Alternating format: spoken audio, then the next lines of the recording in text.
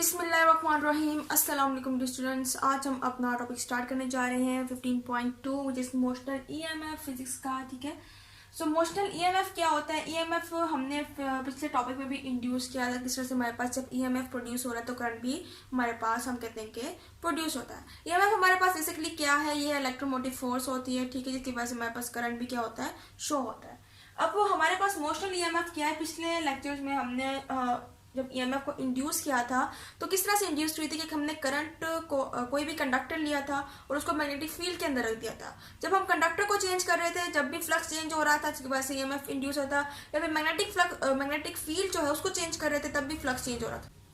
या फिर जब हम मैग्नेटिक फील्ड को चेंज कर रहे थे तो हमारे पास दोबारा से कंडक्टर के अंदर फ्लक्स जो है उसको चेंज आ रहा था, जिसकी वजह से ईएमएफ इंड्यूस हो रहा था और करंट भी इंड्यूस हो रहा था। ठीक है, अब हम कह सकते हैं मोशन ईएमएफ हमारे पास क्या है जी, कि हमारे पास कोई भी जब हम कहते हैं ईएमएफ क्या होता है जी, प्रोड्यूस होता है या इंड्यूस्ड होता है due to the movement of conductor across magnetic field. So हम कह सकते हैं कि हमारे पास ईएमएफ कब इंड्यूस्ड हो रहा है? जब हमारे पास कंडक्टर जो है वो मूव कर रहा है अक्रॉस द मैग्नेटिक फील्ड, वो हमारे पास क्या है, मोशनल ईएमएफ। मोशनल ईएमएफ क्यों है? क्योंकि हमारे पास कंडक्टर की मोशन की वजह से ईएमएफ जो है वो इंड्यूस्ड हो रहा है, इसलिए हमारे पास क्या है, मोशनल ईएमएफ। ठीक है, अब इधर जो हम जी एक एग्जांपल लेते हैं, एक डायग्राम ले लेते हैं जिसको हम कंसिडर करेंगे। ठीक है, उसको सपोज करेंगे और फिर उसमें देखेंगे हमारे पास ईएमएफ उसके अंदर किस तरह से इंड्यूस होता है। जब नंबर 14 के एक टॉपिक में हमने एक एग्जांपल ली थी, एक चीज को कंसिडर किया था, इसके हमारे पास 2 रेल्स थी जिसके ऊपर से हमने कंडक्टर को मूव करवाया था। ठीक है, सो हमारे पास 2 मेटल रेल्स हैं, ये हमारे पास रेल्स हैं जिसके ऊपर हमारे पास जो हमारा कंडक्टर है वो मूव करेगा, और ये हमारे पास यहाँ से फॉर एग्जाम्पल ये हमारे पास क्या, हमारा कंडक्टर, ठीक है ना, एक रॉड है, ठीक है, जो कि यहाँ पर हमारे पास क्या करेगा, मूव करेगा।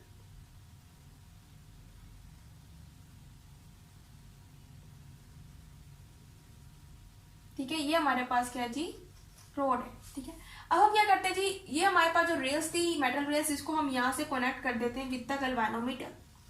गैल्वेनोमीटर हम हर जगह क्यों हम इसको साथ इंट्रोड्यूस क्यों करवा रहे हैं? क्योंकि हमारे पास जो हमने फाइंड करना है वो हमारे पास करंट है, ठीक है, इलेक्ट्रोमोटिव फोर्स है। ठीक है, तो इस केस में हमारे पास ही हम कहते हैं कि फॉर एग्जांपल इस पॉइंट को हम नाम देते हैं ए का, बी का, और सी और डी के दरमियान जो है हमने गैल्वेनोमीटर को अटैच कर दिया। अब वही बात है, हमने मैग्नेटिक फील्ड जो इसको इंट्रोड्यूस करवाना है इनटू द पेज, तो into the page magnetic field को हम इंट्रोड्यूस करवाते हैं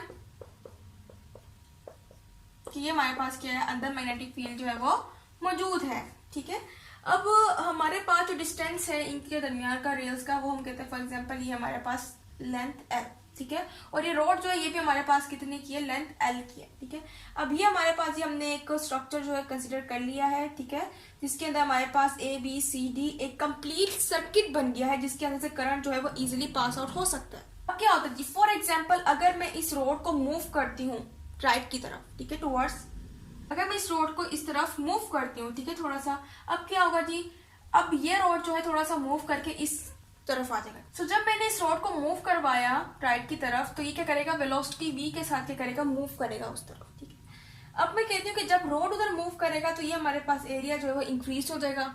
ये जो हमारे पास क्लोज लूप ये सर्किट बन रहा था, अब जैसे इसकी तरह मोशन होगी, रोड की मोशन की वजह से एरिया इंक्रीज होगा, एरिया इंक्रीज होने की वजह से गैल्वेनोमीटर जो है वो क्या करेगा, करंट को इंडिकेट करेगा। ठीक है, थोड़ी देर के लिए।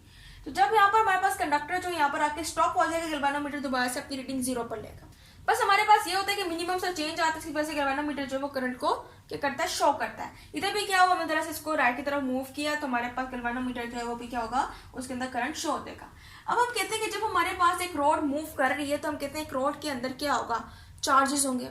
तो जब एक रोड मूव कर रहा है तो उसके अंदर चार्जेस भी तो मूव करेंगे उसके साथ। ठीक है, अब ये तो नहीं रोड उधर मूव कर जाए चार्जेस इधर ही रह जाए, तो रोड के साथ साथ उसके अंदर जो नंबर ऑफ चार्जेस हैं वो भी उसके साथ मूव कर रहे हैं। ठीक है, तो हम कहते हैं कि जब रोड ने मूव किया तो नंबर ऑफ चार्जेस भी उधर मूव करेंगे, जिसकी वजह से हमारे पास उस वजह से भी करंट जो है वो क्या हो रहा है, इंड्यूस्ड हो रहा है। सो इधर हमारे पास जब हमारे पास चार्जेस मूव कर रहे हैं तो हम देख सकते हैं कि हमारे पास एक तरह का क्या है, फोर्स है। एक की हमारे पास मैग्नेटिक फील्ड जो कि हमने डायरेक्ट की थी इनटू द पेज, एक हमारे पास वेलोसिटी थी जो कि रोड की थी, जो कि रोड ने मूव की थी विद वेलोसिटी v।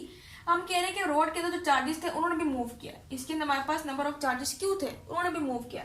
तो इस केस में हमें पता चल रहा है कि रोड के ऊपर एक फोर्स लगी है। तो ये आपको याद होगा कि हमने ये फोर्स निकाली थी चार्जेस पर, ठीक है ना, प्रोटॉन पर हो सकती है, जिसके अंदर हमारे पास जो कोई भी चार्ज है वो वेलोसिटी v के साथ मूव कर रहा है और उसके मैग्नेटिक फील्ड जो है वो b अप्लाई की जा रही है, ठीक है। तो ये हमारे पास फोर्स जो है वो, ये फोर्स हमारे पास क्या है, रोड के ऊपर लग रही थी। अब अगर हम इसका मैग्नीट्यूड निकालना चाहें तो मैग्नीट्यूड की केस में हमारे पास ये क्या हो जाएगा, q v into b sine theta.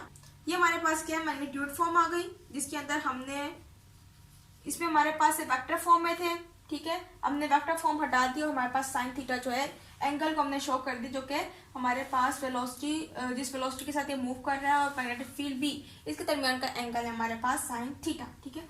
अब हम कहते हैं कि हमारे पास इधर जो थीटा है वो क्या है, इधर हम कहते हैं हमारे पास थीटा जो है वो 90 डिग्री का है। क्यों?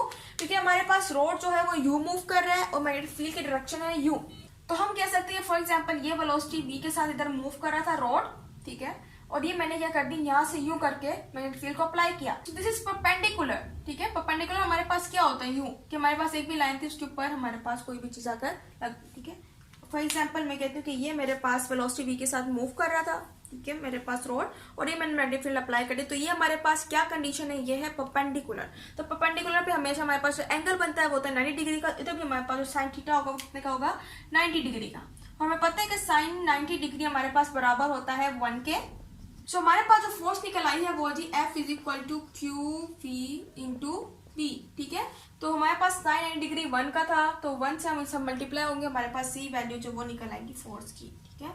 अब हम बात करते हैं राइट हैंड रूल की, कि अगर हम इसके ऊपर राइट हैंड रूल को अप्लाई करें तो हमारे पास राइट हैंड रूल यूं होता है, ठीक है। मेरे पास राइट हैंड रूल है, ये थंब जो है ये कर रहा है हमारे पास जो फोर्स की डायरेक्शन है उसको शो कर रहा है। इससे पता चल रहा है फोर्स जो है वो क्या है, डाउनवर्ड से अपवर्ड, फोर्स की डायरेक्शन क्या है, अपवर्ड।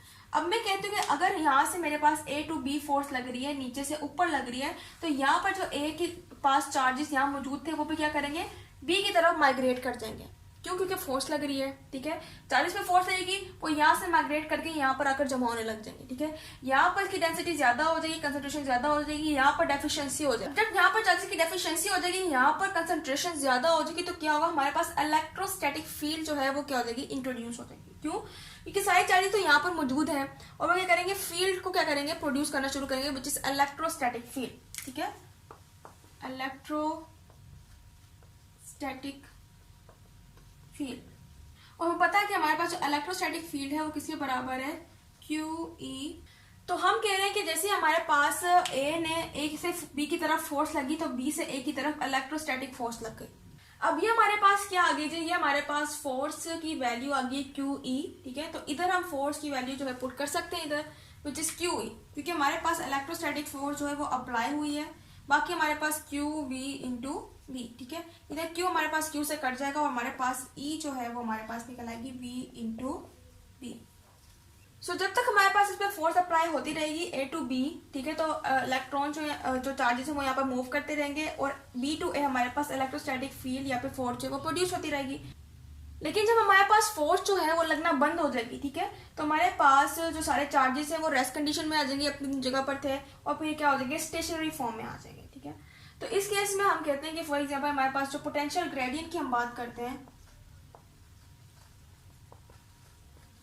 पोटेंशियल ग्रेडियंट वो हमारे पास क्या है जी, डेल्टा V ओवर L, ठीक है, और ये हमारे पास हमेशा माइनस में होता है, ठीक है। तो अगर हम E की जगह ये हमारे पास क्या है जी, E is equal to minus delta V over L which is potential gradient, ठीक है। तो अगर हम इस L को यहाँ E की पास ले आते हैं फॉर एग्जाम्पल, तो हमारे पास यहाँ पर क्या बचेगा, delta V is equal to minus E into L, ठीक है। अब हमें पता है कि E की वैल्यू क्या है, E की वैल्यू हमने निकाली थी V इंटू B, तो हम पुट कर सकते हैं delta V is equal to minus E की वैल्यू हमारे पास V into B into L, ठीक है। इसको हम सिंपली यूं भी लिख सकते हैं, माइनस VBL। तो ये हमारे पास क्या निकल गया जी, हमारे पास पोटेंशियल ग्रेडियंट से हमारे पास जो पोटेंशियल है वो निकल गया है माइनस VBL, और ये हमारे पास क्या है, ये हमारे पास EMF है, तो विच इज क्या है, ये हमारे पास माइनस VBL है। अगर हम इसका मैग्नीट्यूड निकालना चाहते हैं हम सिंपली क्या कर देंगे, यहाँ पर हमारे पास साइन थीटा जो है वो लग जाए। सो ये हमारे पास क्या था, मोशनल ईएमएफ था, जिसके अंदर हमने जब रोड को मूव करवाया, करंट जो है वो पास होना शुरू हुआ। जैसे करंट यहाँ से पास होगा, फोर्स लगेगी, फोर्स लगते ही चार्जेस जो है वो अपवर्ड मूव करेंगे। जैसे फोर्स लगना बंद हो जाएगी, चार्जेस जो है वो अपनी कंडीशन में दोबारा आ जाएंगे और हमारे पास इलेक्ट्रोस्टैटिक फील्ड या फोर्स जो है वो भी लगना बंद हो जाएगी। और इस केस में हमारे पास पोटेंशियल ग्रेडियंट जो है वो है minus delta we over L. और अगर हम उसकी वैल्यू को पुट करते हैं जी, ई की वैल्यू को पुट करते हैं वी टू बी, तो हमारे पास पोटेंशियल ग्रेडियंट की वजह से ईएमएफ जो है हमारे पास वो निकल जाती है v minus v b l sine theta. तो ये था आज का हमारा लेक्चर। उम्मीद है आपको लेक्चर समझ आया होगा। और इसके अलावा मेन बात ये है कि हमारे पास यहाँ पर जो फोर्स रहेगी वो क्या होगी, एंटी क्लॉकवाइज डायरेक्शन में होगी। ठीक है, यू ये है एंटी क्लॉकवाइज डायरेक्शन। ठीक है, सो उम्मीद है आपको लेक्चर समझ आया होगा। इंशाल्लाह अगले लेक्चर में मजीद टॉपिक्स को हम लेकर चलेंगे। सो तब तक के लिए अल्लाह।